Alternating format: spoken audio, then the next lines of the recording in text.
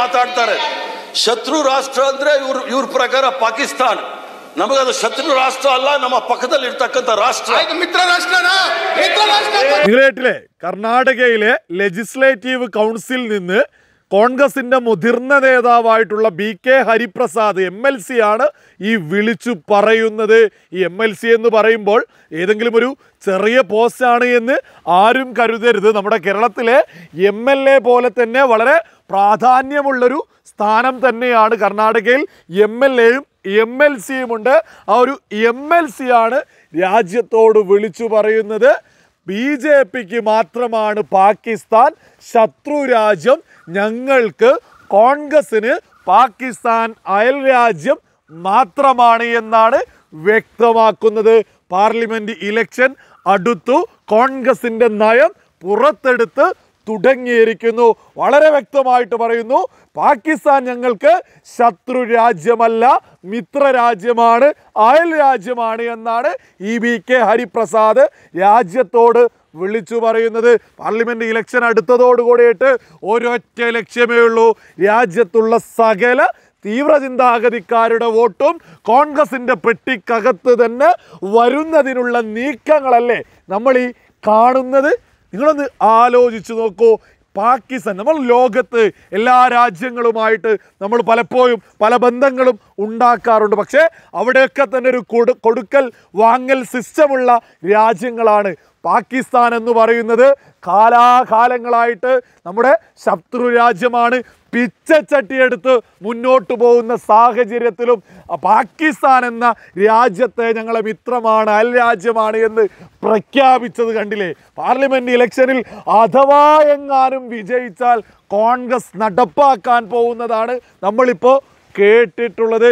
ഈ കോൺഗ്രസ് നേതാവിനോട്, കോൺഗ്രസ് നേതാക്കന്മാരോട് ചോദിക്കാനുള്ളത് ഒരൊറ്റ ചോദ്യമാണ്.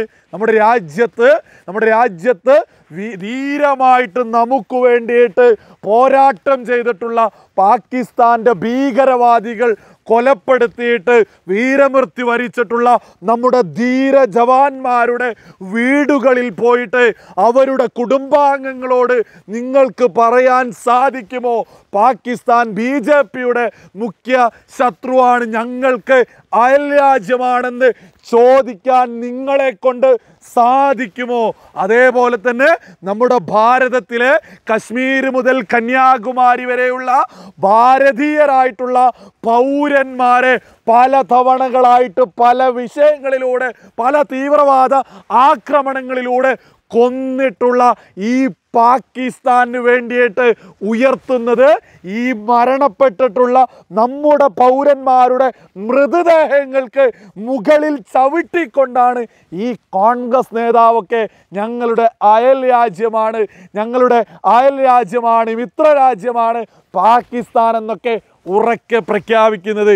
ഇവർക്ക് എന്തായാലും രാജ്യമിനി എന്ത് സംഭവിച്ചാലും, രാജ്യത്തെ പൗരന്മാർക്ക് എന്ത് സംഭവിച്ചാലും യാതൊരു പ്രശ്നവുമില്ല.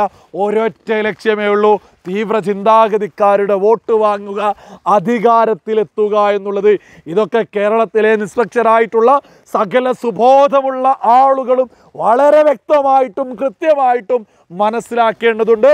വരുന്ന പാർലമെന്റ് ഇലക്ഷനിൽ നമ്മുടെ രാജ്യത്തിൻ്റെ ശത്രു രാജ്യമായിട്ടുള്ള നമ്മുടെ ധീര ജവാന്മാരെ നിരവധി തവണ വധിച്ചിട്ടുള്ള നമ്മുടെ രാജ്യത്തെ പൗരന്മാരെ പല തീവ്രവാദ പ്രവർത്തനങ്ങളിലൂടെയും കൊന്നു തള്ളിയിട്ടുള്ള പാകിസ്ഥാൻ സിന്ദാബാദ് വിളിക്കുന്നവർക്ക് വോട്ട് ചെയ്യണമോ എന്ന് സുബോധമുള്ള ആളുകൾ 1000 തവണ ചിന്തിച്ച് രാജ്യത്തിന് വേണ്ടി നിലകൊള്ളുന്നവർക്ക് വോട്ട് ചെയ്യാവൂ.